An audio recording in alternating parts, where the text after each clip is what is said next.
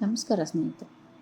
ಬಸವಣ್ಣನವರು ಒಂದು ಕಡೆ ಹೇಳ್ತಾರೆ, ಬೇವಿನ ಬೀಜವನ್ನು ಬಿತ್ತಿ ಬೇವಿನ ಎಲೆಗಳ ಕಟ್ಟೆಯನ್ನು ಕಟ್ಟಿ ಅದಕ್ಕೆ ಹಾಲನ್ನು ಹಾಕಿಬಿಟ್ಟು ಅದರಲ್ಲಿ ನೀವು ಸಿಹಿಯಾದ ಹಣ್ಣನ್ನು ಬಯಸ್ತೀರಾ ಅಂದರೆ ಇದು ತಪ್ಪಲ್ವೇ? ಬೇವಿನ ಸ್ವಭಾವನೇ ಅದು ಕಹಿ. ಹೇಳ್ಬೋದು ನಾವು, ಅದು ದೇಹಕ್ಕೆ, ನಾವು ನಾಲಿಗೆಗೆ ಕಹಿ ಆದರೂ ದೇಹಕ್ಕೆ ಸಿಹಿ ಅದು ಅಂತ. ಆದರೆ ನೀವು ನಾಲಿಗೆಗೆ ಬೇಕಾದ ಸಿಹಿಯಾದ ಹಣ್ಣನ್ನು ನೀವು ಆ ಬೇವಿನ ಮರದಿಂದ ಪಡೆಯೋದಕ್ಕೆ ಸಾಧ್ಯ ಇಲ್ಲ ಅಲ್ವಾ?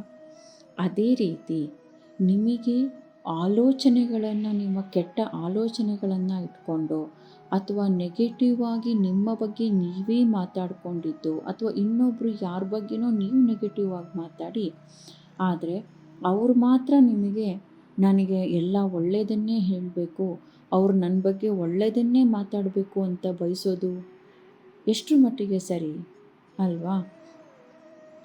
ಈಗ ಯಾವಾಗೋ ಒಂದು ಹೊರಗಡೆ ನಾವೊಂದು ಆಟೋದವರನ್ನು ಅಥವಾ ಟ್ಯಾಕ್ಸಿಯವರನ್ನು ಯಾರನ್ನೋ ಹೋಗಿ ನಾವು ಮೀಟ್ ಮಾಡ್ತೀವಿ ಅಂದ್ಕೊಳ್ಳಿ.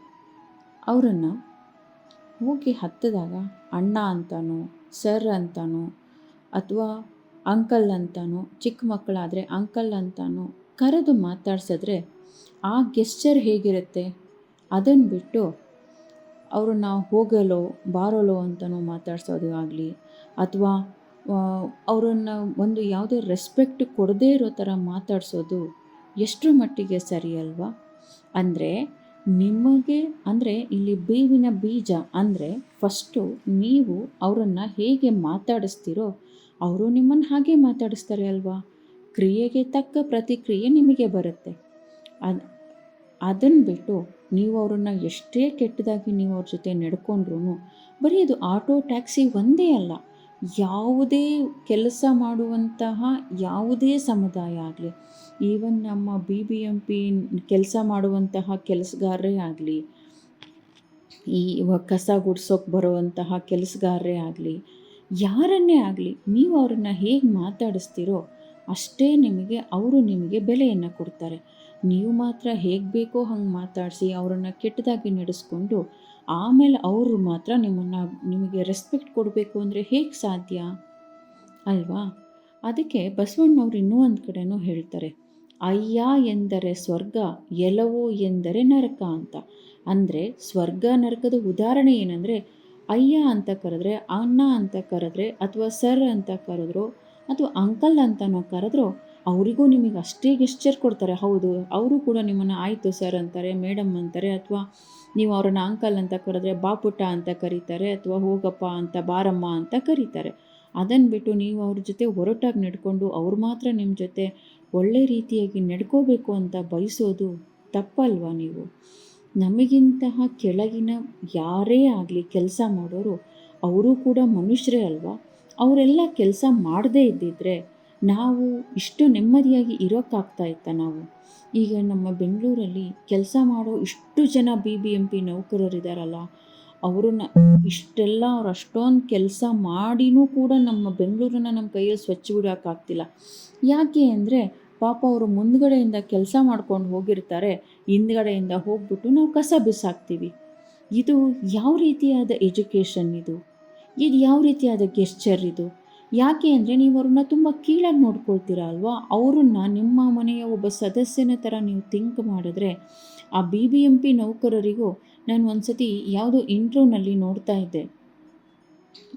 ಯಾರೋ ಒಬ್ಬರು ಇಂಟ್ರ್ಯೂ ಮಾಡ್ತಾಯಿದ್ರು ಅವರನ್ನು.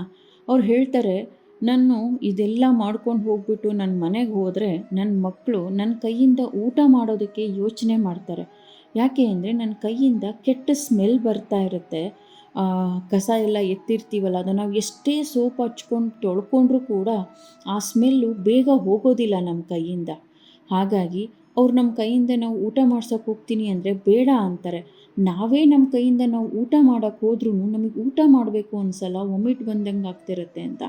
ಆದರೆ ಅನಿವಾರ್ಯವಾದ ಕೆಲಸ ಅನಿವಾರ್ಯ, ಹಾಗಾಗಿ ನಾವು ಈ ಕೆಲಸವನ್ನು ಮಾಡ್ತೀವಿ ಅಂತ ಹೇಳ್ತಾರೆ. ಇದು ನಿಮ್ಗಳು ಯಾರ ಮನಸ್ಸನ್ನು ಮುಟ್ಟೋದಿಲ್ವಾ? ಇದು ಇದು ನಿಮ್ಗಳನ್ನು ಮನಸ್ಸನ್ನು ಮುಟ್ಟಿ ಅಟ್ಲೀಸ್ಟ್ ಒಬ್ಬರಾದರೂ ನಿಮ್ಮಲ್ಲಿ ಚೇಂಜ್ ಆಗಿ ಆ ನಿಮ್ಮ ಒಬ್ಬರು ಇನ್ನೂ 10 ಜನ ಚೇಂಜ್ ಆಗೋದಕ್ಕೆ ಅವಕಾಶ ಮಾಡಿಕೊಡ್ಬಹುದಲ್ವಾ? ನಮ್ಮ ಬೆಂಗಳೂರಲ್ಲಿ ನೀವು ನೋಡ್ತಾ ಇದ್ದೀರಲ್ವ, ಇಷ್ಟು ಕಸ. ನಿಜವಾಗ್ಲೂ ಒಬ್ಬ ಮನುಷ್ಯ ಒಂದಿಷ್ಟು ಜನ ಇಷ್ಟೊಂದು ಮಾಡೋಕ್ಕೆ ಚಾನ್ಸಸ್ ಇದೆಯಾ ಅಂತ. ಅದೆಷ್ಟು ಜನ ಪಾಪ BBMP ನೌಕರರು ದಿನ ಕೆಲಸಕ್ಕೂ ಕಸ ಗುಡಿಸ್ತಾರೆ, ದಿನ ಆಟೋಗಳನ್ನ ತೊಗೊಂಬಂದು ಓಡಿಸ್ತಾರೆ. ಅದರಲ್ಲಿ ಅಯ್ಯಪ್ಪ ಸ್ವಾಮಿ ಮಾಲೆ ಹಾಕ್ಕೊಂಡಿರೋರು ಕೂಡ ಇರ್ತಾರೆ. ಆದರೂ ಕೂಡ ಅವರು ಬಂದು ಈ ಕೆಲಸವನ್ನು ಮಾಡ್ತಾರೆ. ಯಾಕೆ ಅಂದರೆ ಅವರು ಮಾಲೆ ಅಷ್ಟೇ ಹಾಕೋದು ಅವರ ಒಂದು ನಂಬಿಕೆಗೋಸ್ಕರ. ಕೆಲಸ ಮಾಡಲೇಬೇಕಲ್ವ?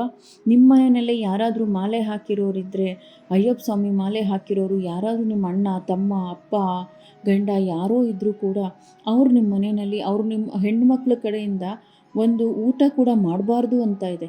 ಆದರೆ ಅವರು ಇಂಥ ನಮ್ಮ ಕಸನೆಲ್ಲ ತೊಗೊಂಡು ಹೋಗ್ತಾರಲ್ವ, ನಮಗೊಂದು ಕೃತಜ್ಞತೆ ಇರಬೇಕಲ್ವ ಅವ್ರ ಬಗ್ಗೆ. ದಯವಿಟ್ಟು ಇದ್ರ ಬಗ್ಗೆ ಒಂದು ಆಲೋಚನೆ ಮಾಡಿ ಸ್ನೇಹಿತರೆ. ನಮ್ಮಲ್ಲಿ ಒಬ್ಬರು ಚೇಂಜ್ ಆದರೆ ಅದರಿಂದ ನೂರಾರು ಜನನ ಬದಲಾವಣೆ ಮಾಡೋದಕ್ಕೆ ಅವಕಾಶ ಇದೆ. ಯಾರೋ ಹೊರಗಿನವ್ರು ಬಂದು ನಮ್ಮ ಬೆಂಗಳೂರನ್ನ ಹಾಳು ಮಾಡ್ತಾ ಇದ್ದಾರೆ ಅಂತ ಹೇಳಿಕೊಂಡು ನಾವು ಕೂಡ ಹಾಳು ಮಾಡ್ತಾ ಇದ್ದೀವಿ ಅಲ್ವಾ? ಅವ್ನು ಯಾಕೋ ಕಸ ಹಾಕ್ತಾನೆ, ಅಲ್ಲಿ ಅಷ್ಟೊಂದು ಕಸ ಬಿದ್ದಿದೆ ಅಂತ ನಾವು ತೊಗೊಂಡೋಗಿ ಮತ್ತೆ ಅದೇ ಕಸನೇ ಅಲ್ಲಿಗೆ ಹಾಕ್ತೀವಲ್ಲ, ಇದು ಎಷ್ಟರ ಮಟ್ಟಿಗೆ ಸರಿ? ದಯವಿಟ್ಟು ಈ ಥರದ್ದೊಂದು ಸಣ್ಣ ಆಲೋಚನೆಯನ್ನು ಮಾಡಿ. ಹಾಗೆ ನಮಗಿಂತ ಕೆಳವರ್ಗದವ್ರನ್ನಾಗಲಿ, ಆ್ಯಕ್ಚುಲಿ ಅವರು ಕೆಳವರ್ಗದರಲ್ಲ, ಅವರು ನಮಗಿಂತ ಮೇಲ್ವರ್ಗದವರು. ಯಾಕೆ ಅಂದರೆ ನಮ್ಮ ಮನೆಯ ಕಸವನ್ನು ತೆಗೆದುಕೊಂಡು ಹೋಗಿ ನಮ್ಮ ಮನೆ ಸ್ವಚ್ಛವಾಗಿರೋದಕ್ಕೆ ಅವ್ರು ನಮಗೆ ಸಹಾಯ ಮಾಡ್ತಾ ಇದ್ದಾರೆ. ಹಾಗಾಗಿ ಅವರನ್ನು ನಾವು ಗೌರವ ಕೊಟ್ಟು ನಾವು ಅವ್ರಿಗೆ ಗೌರವ ಕೊಟ್ಟರೆ ಅವ್ರು ನಮಗೆ ಗೌರವ ಕೊಡ್ತಾರೆ. ಬಸವಣ್ಣ ಹೇಳ್ದಂಗೆ ಬೇವಿನ ಬೀಜನ ಬಿತ್ತಿ ಅದಕ್ಕೆ ನೀನು ಹಾಲನ್ನೇ ಹಾಕ್ತೀಯ ಅಂದರೂ ಅದು ಬರೋದು ಕಹಿನೇ ಹೊರತು ಸಿಹಿ ಬರಲ್ಲ. ಮಾವಿನ ಹಣ್ಣಿನ ಬೀಜ ಹಾಕಿ ನಿಮಗೆ ಮಾವಿನ ಗಿಡ ಬರುತ್ತೆ, ಮಾವಿನ ಹಣ್ಣು ಸಿಗುತ್ತೆ. ಅದೇ ರೀತಿ ಇಲ್ಲಿ ಬೇವು ಮತ್ತು ಮಾವು ಎರಡೂ ನಿಮ್ಮ ಕೈಯಲ್ಲೇ ಇದೆ. ಇದನ್ನು ದಯವಿಟ್ಟು ಅರ್ಥ ಮಾಡ್ಕೊಳ್ಳಿ ಸ್ನೇಹಿತರೆ. ಇದು ನನ್ನ ಕಳಕಳಿಯ ಮನವಿ ನಿಮಗೋಸ್ಕರ. ಈಗ ನಿಮ್ಮ ಮನೆಯಲ್ಲಿ ಕೆಲಸ ಮಾಡೋಕ್ಕೆ ಬರುವಂತಹ ಹೆಣ್ಮಕ್ಳೇ ಆಗಲಿ ಅಥವಾ ಯಾರೇ ಆಗಲಿ, ಅವರಿಗೆ ಗೌರವ ಕೊಡಿ. ನಿಮ್ಮ ಕೈಯಲ್ಲಿ ಏನಾಗುತ್ತೋ ಅದನ್ನು ಮಾಡಿ. ಆದರೂ ಅಟ್ಲೀಸ್ಟ್ ಒಂದು ಲೋಟ ನೀರಾದರೂ ಅವ್ರಿಗೆ ಆಫರ್ ಮಾಡ್ಬೋದಲ್ವಾ? ಒಂದು ಸಣ್ಣ ಲೋಟ ಟೀ ಆಫರ್ ಮಾಡ್ಬೋದು. ಈಗ ನಮ್ಮ ಮನೆಗಳಲ್ಲಿ ಏನೋ ಒಂದು ಸಣ್ಣ ಕೆಲಸ ಮಾಡಿಸೋದಕ್ಕೆ ನಾವು ಯಾರನ್ನೋ ಕರೆಸ್ತೀವಿ. ಈಗೇನು ಸುಮಾರು ಆ್ಯಪ್ಗಳಿದೆ, ಆ್ಯಪ್ಗಳಿಂದ ಬುಕ್ ಮಾಡಿಬಿಟ್ಟು ಜನಗಳನ್ನು ಕರೆಸಿದಾಗ ಅವರಿಗೆ ಒಂದು ಸಣ್ಣ ಗೆಸ್ಚರ್ ಆಗಿ ಒಂದು ಲೋಟ ಟೀ ಕೊಟ್ಟರೆ ಚಳಿಗಾಲದಲ್ಲಿ ಅವರಿಗೂ ಖುಷಿಯಾಗುತ್ತೆ. ಬೇಸಿಗೆನಲ್ಲಿ ಒಂದು ಲೋಟ ಮಜ್ಜಿಗೆ ಕೊಟ್ಟರೆ ಅವ್ರ ಮನಸ್ಸು ತಣ್ಣಗಿರುತ್ತೆ. ಹೌದು, ನಾನು ಇವ್ರ ಮನೆಯಲ್ಲಿ ಇನ್ನೂ ಚೆನ್ನಾಗಿ ಕೆಲಸ ಮಾಡಬೇಕು ಅನ್ನೋ ಉದ್ದೇಶ ಅವರಿಗೆ ಬರುತ್ತೆ. ದಯವಿಟ್ಟು ಇದನ್ನು ಅರ್ಥ ಮಾಡ್ಕೊಳ್ಳಿ. ಏಕೆಂದರೆ ನಿಮಗೆ ಬಹುಶಃ ಈಗೊಂದು 10 ವರ್ಷದಿಂದೇನೋ 15 ವರ್ಷದಿಂದ ಈ ಗೆಸ್ಚರ್ಸ್ ಎಲ್ಲ ಚೇಂಜ್ ಆಗಿದೆ. ಅವ್ರಿಗೆ ನಾವು ಹಣ ಕೊಡ್ತೀವಲ್ವ, ಇನ್ಯಾಕೆ ಕೊಡಬೇಕು? ಯಾಕೆ ಮೊದಲೆಲ್ಲ ಯಾರ್ದಾರು ಮನೆಗಳಿಗೆ ಹೋದರೆ ಅಥವಾ ಯಾರಾರು ಮನೆಗಳಲ್ಲಿ ಮುಂದೆ ಹೋದರೆ ನಮ್ಮ ಭಾರತ ಸಂಸ್ಕೃತಿಯ ಪ್ರಕಾರ ಅವ್ರು ಬಂದಿರೋರಿಗೆ ಮಜ್ಜಿಗೆ ಕೊಡೋದು, ಬೆಲ್ಲ ಕೊಟ್ಟು ನೀರು ಕೊಡೋದು, ಏನೋ ಒಂದು ಮಾಡ್ತಾ ಇದ್ವಿ ಅಲ್ವಾ? ಯಾಕೆ ಈಗ ನಾವು ಇದನ್ನೆಲ್ಲ ಮರೆತುಬಿಟ್ಟು ಬೇರೆ ಯಾವುದೋ ಪಾಶ್ಚಾತ್ಯರ ಥರ ನಾವು ಮಾಡ್ತಾ ಇದ್ದೀವಿ? ದಯವಿಟ್ಟು ಇದರಿಂದ ಹೊರಗೆ ಬಂದು ಅಟ್ಲೀಸ್ಟು ಎಲ್ಲವನ್ನೂ ಬದಲಾವಣೆ ಮಾಡ್ಕೊಳಕ್ಕಾಗಲಿಲ್ಲ ಅಂದರೂ ಒಂದು ಸಣ್ಣ ಬದಲಾವಣೆಯನ್ನು ಮಾಡ್ಕೊಳ್ಳಿ. ನಿಮ್ಮ ಮನೆ ಮುಂದೆನ ಕಸವನ್ನು ತೆಗೆದುಕೊಂಡು ಹೋಗೋಕ್ಕೆ ಬರೋರಿಗೆ ಅವ್ರಿಗೆ ಗೌರವ ಕೊಡಿ. ಹಾಗೆ ಆಟೋದವರಾಗಲಿ, ಟ್ಯಾಕ್ಸಿಗಳಾಗಲಿ ಎಲ್ಲರೂ ಕೆಟ್ಟೋರಿರೋದಿಲ್ಲ. ಯಾರೋ ಲಕ್ಷದಲ್ಲಿ ಒಬ್ಬರೋ ಇಬ್ಬರೋ ಮಾಡಿದ ತಪ್ಪಿಗೆ ಇಡೀ ಲಕ್ಷದ ಸಮುದಾಯವನ್ನು ಬ್ಲೇಮ್ ಮಾಡಬಾರ್ದಲ್ವ? ಅವರು ನಮಗೆ ಸರ್ವಿಸ್ ಕೊಡೋದಕ್ಕೆ ನಾವು ಇವತ್ತು ಒಂದಲ್ಲ ಇನ್ನೊಂದು ಕಡೆ ಹೋಗೋಕ್ಕಾಗತ್ತೆ. ಅವರು ಸರ್ವಿಸ್ ಕೊಡಲಿಲ್ಲ ಅಂದರೆ ಎಷ್ಟು ಜನ ನಾವು ಸಫರ್ ಪಡ್ತೀವಿ ಅಲ್ವಾ? ಹಾಗಾಗಿ ಅವರಿಗೂ ಕೂಡ ನಾವು ಗೌರವವನ್ನು ಕೊಡೋಣ. ಇದು ನನ್ನ ಕಳಕಳಿಯ ಮನವಿ. Thank you so much.